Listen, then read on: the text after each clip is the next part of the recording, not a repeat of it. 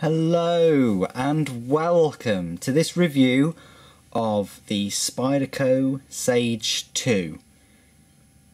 I can't remember the last time I did a Sage review, but it was a while ago, but I've purposely left it a long time between buying the Sages. I think it's been about 6 months, something like that, because I do plan on eventually owning all of them.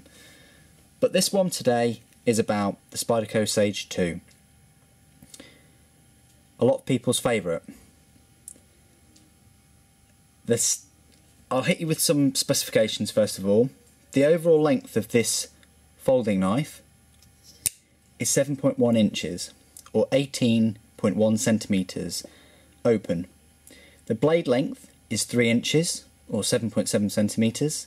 The cutting edge length is 2.65 inches or 6.7 centimetres, and the weight is 3.3 ounces or 96.2 grams. As you can see, just looking at the handle scales, how this one differs from the first Sage is that it has titanium handle scales, which means, why wouldn't it not focus? Very strange for it not to focus there, but it's not for some reason. There we go. Means that there's no liners, that's what I'm trying to say. Means that there are no liners in there. Now, the Sage 1 obviously focused on the Walker liner lock, and this one focuses on the Chris Reeves embellishment of the Walker liner lock by morphing it into his Reeve integral lock, or the RIL. So he basically liked the liner lock, but he thought, why don't we just incorporate the lock into the handle scale? So he's done that, and because of that, that means there's no liners. It means that there's it can be manufactured lighter and slimmer while at the same time being strong. Because of the cutout, as you can see, you have to push away and to disengage the lock. And when you engage the lock,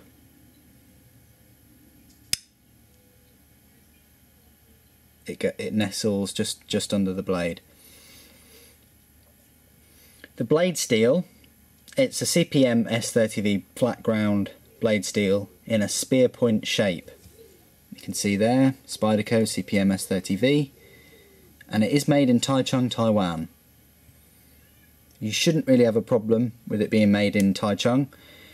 I have the Sage 1 made in Taichung, and I think if you talk to any of the other Spyderco enthusiasts, all of their Taiwanese made knives are very, very good quality. I mean, this one is no exception. You can see I don't know why it's not focusing there, but that's very strange. But you can see there how flush it is with the handle scales. It's very nicely beveled around the edges.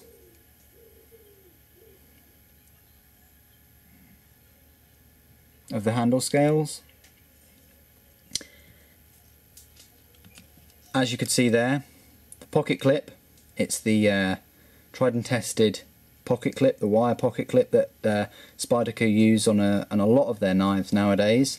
I much prefer it to the other standard pocket clips, you know, the flat pocket clips such as that. Much prefer it. It's obviously lighter, and it doesn't have a logo on it, and it doesn't scream, I have a knife in my pocket, which is something that well, it's up to you whether you advertise that or not. I suppose in America it's not that much of an issue because you can all carry a gun. Well, most of you can. Right, so the pocket clip allows you to carry it left or right side carry. It is reversible, and it's tip up only.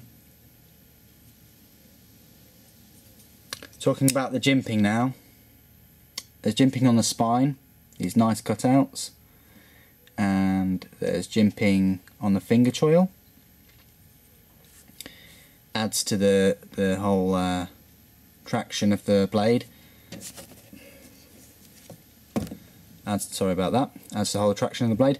And although it is kind of comfortable holding it in a traditional grip, I do feel that the pocket clip can get into your palm, and the way that that's cut out, it can, I mean, I have large hands, so if you've got kind of medium small hands it's not an issue, but you do feel like you're running out of space up there. You feel like your finger, your main pointing finger, your index finger, is kind of getting a bit short on space there. However, holding it with your finger in the finger choil, it's a lot more comfortable. But that's just my opinion. Either way, it is a comfortable knife. It's not the most comfortable. I do prefer the the Cali series, like the UK PK and the Paramilitary 2, but it's still quite comfortable to use for an EDC kind of knife. The deployment uses the ambidextrous Spidey hole. You can flip it out. It's a decent speed deployment. It's not as smooth or as fast as the Sage 1, but this isn't a Sage 1 face-off video, of which I do have one, and it should be coming out soon, where I talk about both of them. I mean, they're kind of the same model of knife, really, but I talk about the positives and negatives of each one, and just have them at a face-off on which one to buy, if you can only buy one. And I'll probably do that with the other Sages at some point. Now, blade steel, of course, it's the S30V, and that's a high quality steel. It holds an edge for a long time, and it's not too difficult to sharpen. It is quite hard, but that's good, because it means that you don't have to sharpen it as much, and you can get it very sharp. Now, the price of one of these will set you back about £175 at present, and it being, I've shot this video on the 2nd of September 2013. This is at the moment my most expensive knife.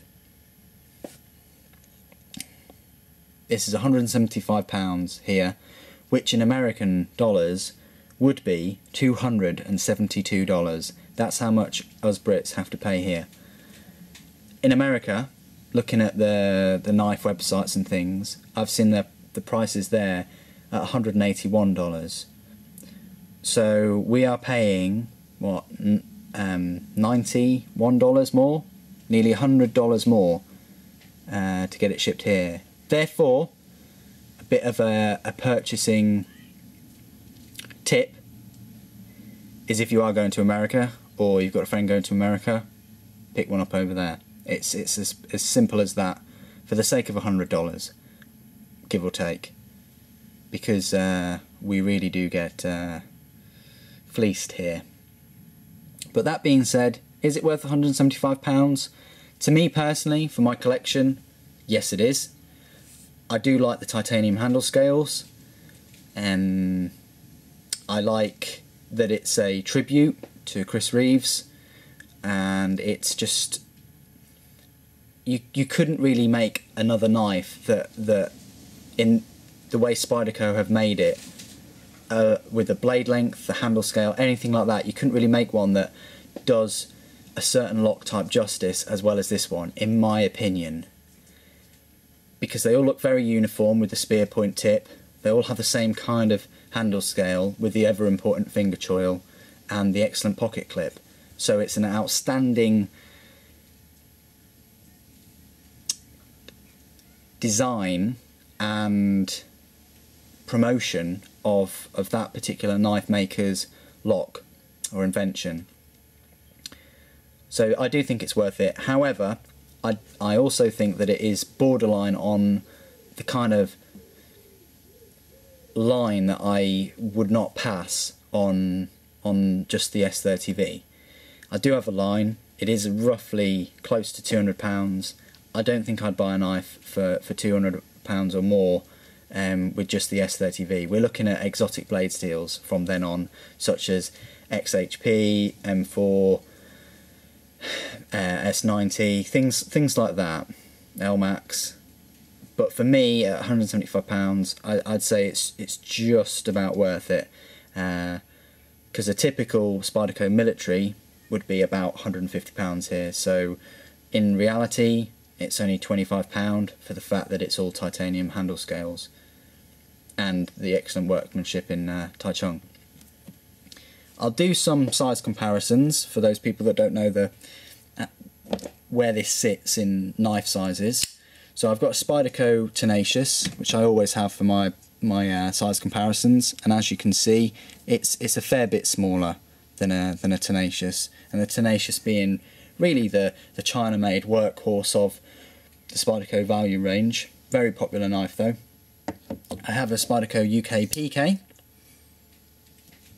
and as you can see, it shares some similarity, but it is larger. Now, an interesting point to make is that the cutting edge length on a UK PK is 2 inches and 15/16 of an inch, and the cutting edge of a Sage, any Sage, is 3 inches. So if you ever wanted to see what 1/16 looks like, that's what it looks like there on the tip. I know it's difficult to see from this far away, but there we go. So that's the sizes. I'll also compare it to the Sage 1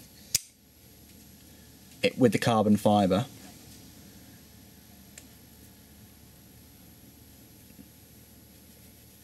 So they're both very nice knives, and I would stay tuned for my versus video where I talk upon both of them.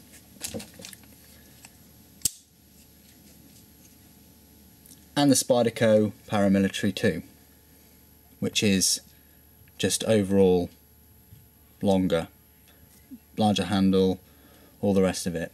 Yeah, comfortability, it's not a versus video, but Paramilitary 2 is more comfortable. All the same steel, except for the Paramilitary 2, it's made in Colorado, these two in Taiwan. If they didn't have where they were made, to be honest, probably wouldn't be able to tell the difference if you just gave me them without the names made. But there we go.